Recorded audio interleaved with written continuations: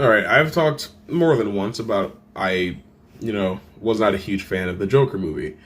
Not necessarily because I'm this comic book purist, but because not only does it fail to portray, well, not necessarily portray, but convey its own themes and messages in a clear and coherent way, much like my own videos, it's just not a good representation of any source material at all.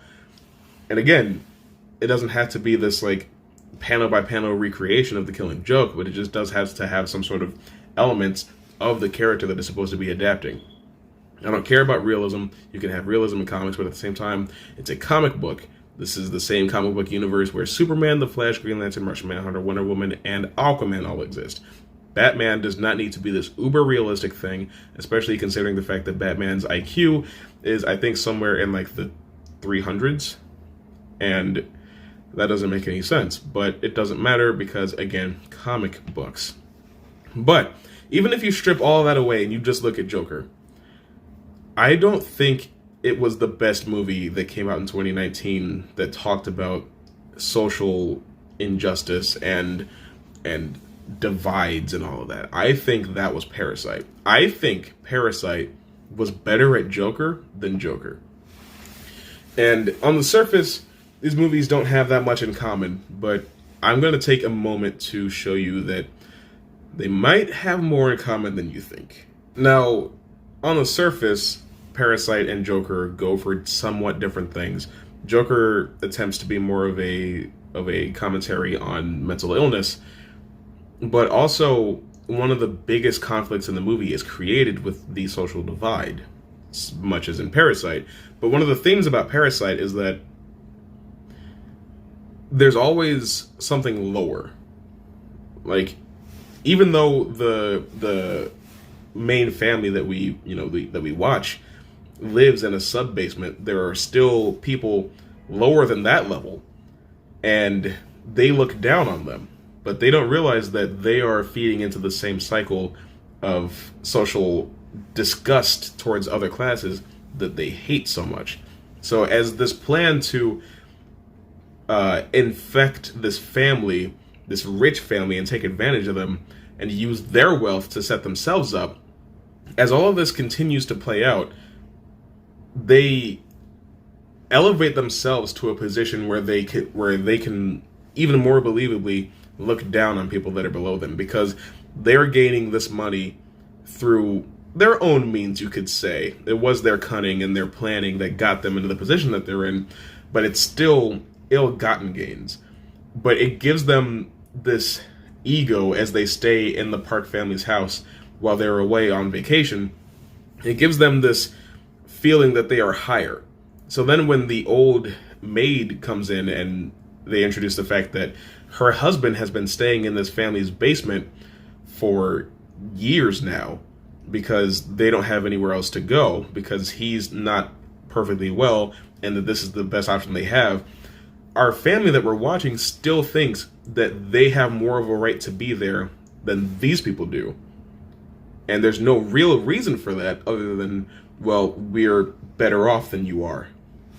Now, in Joker, there's this mishandled theme that the rich are creating problems for the poor. But the way that that's portrayed is Arthur ends up killing 3 people on a train, and they just so happen to work for Thomas Wayne. Now, does working for someone rich mean that you matter to that rich person? Absolutely not. If you work for a company, you work for a rich person.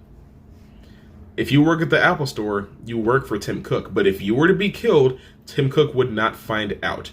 And even if he did find out, he wouldn't be so pressed as to go on national television while he's campaigning for mayor and say that whoever killed you is a clown, is a coward.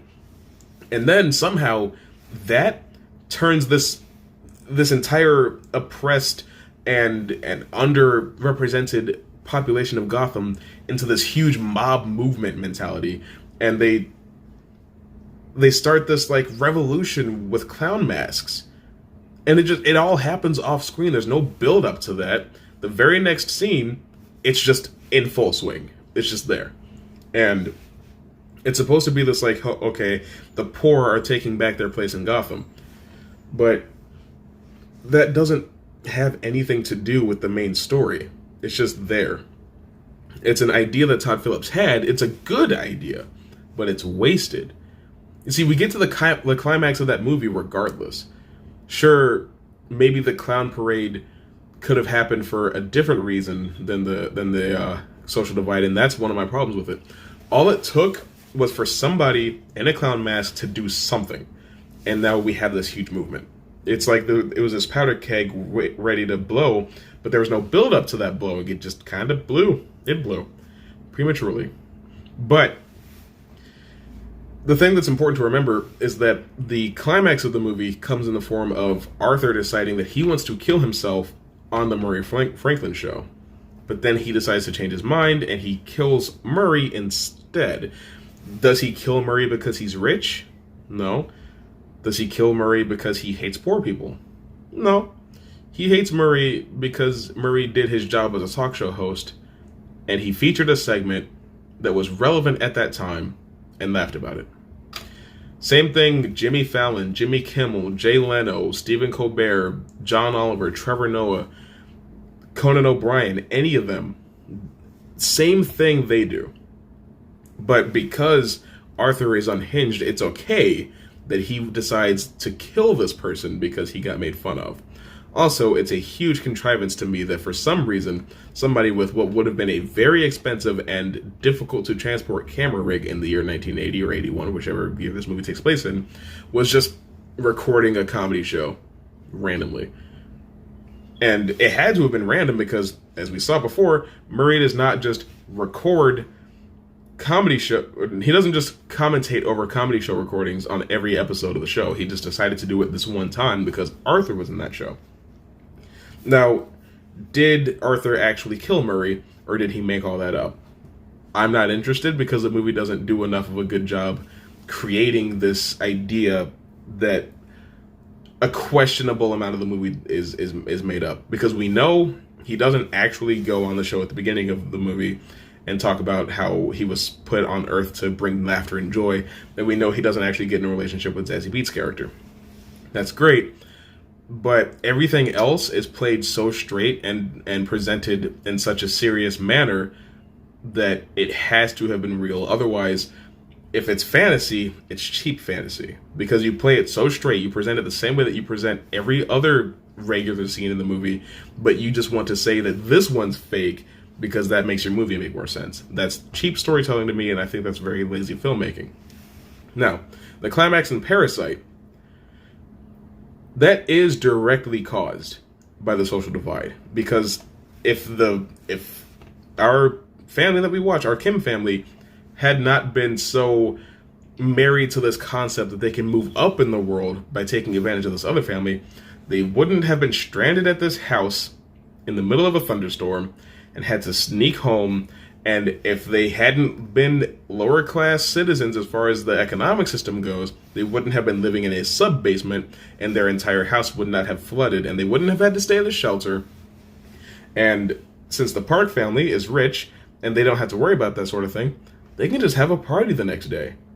And if they hadn't decided to be such assholes to the people that lived underneath the house that didn't have anywhere else to go, one of them was directly killed by the mother of the family, by the way, then he wouldn't have decided to kill the daughter. Everything that happens in the climax of the film is a result of the build-up from characters feeling certain ways about where they are in life. Now, Mr. Kim probably really hated Nathan Park because of the way that he looks at poor people. He has an entire monologue where he talks about how poor people smell, how they behave, how they look, and how it disgusts him. And immediately after his daughter is stabbed and Nathan's son just, has a seizure and passes out, he's like, okay, we need to get my son to the hospital. That girl, she's a poor girl. Her getting stabbed does not matter to me. My rich son, that's who we need to take care of right now. What my son is going through is probably less important than what's happening to that daughter or that girl over there because he doesn't know that they're related. But I don't care about her. She does not matter to me. My son is is a priority. Now, you could look at that as it's not necessarily about the fact that it's his rich son. It's just the fact that it's his son at all. But also, Mr. Kim's daughter was just stabbed in the chest and is bleeding to death. All because of injustices that were done to other characters throughout the story, and it all leads to this moment. Joker abandons its themes about, the rich versus the poor, and picks it up for one moment where a clown criminal decides to say you get what you deserve and kills Thomas Wayne. Thomas Wayne being rich has nothing to do with most of the rest of the story. Sure, Penny Fleck thinks that she can get him to give her some money, to help make their lives easier, but it does not play into why Arthur kills Murray. It doesn't play into why he wants to be on the show. It doesn't play into why he wants to kill himself. It plays into starting a movement that has very little to do with Arthur's personal story in the film. And without that movement, Thomas and Martha Wayne are going to get shot anyway at some point by somebody. And if Arthur goes on the Murray and Franklin show and kills Murray, he is still going to go to jail. Movement or no movement, regardless. It has so little impact on the ending of the movie that it makes you wonder why it was included in the first place. Meanwhile, everything that's in Parasite has something to do with rich versus poor.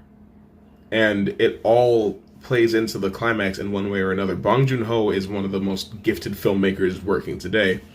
And I will still always be so grateful that this foreign film got Best Picture. Ho's Mad times 24.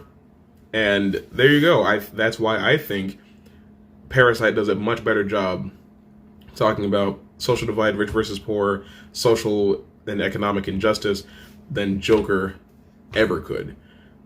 Probably because the creator and writer of Parasite was actually going for that. Hot takes. But yeah, I'll see you soon.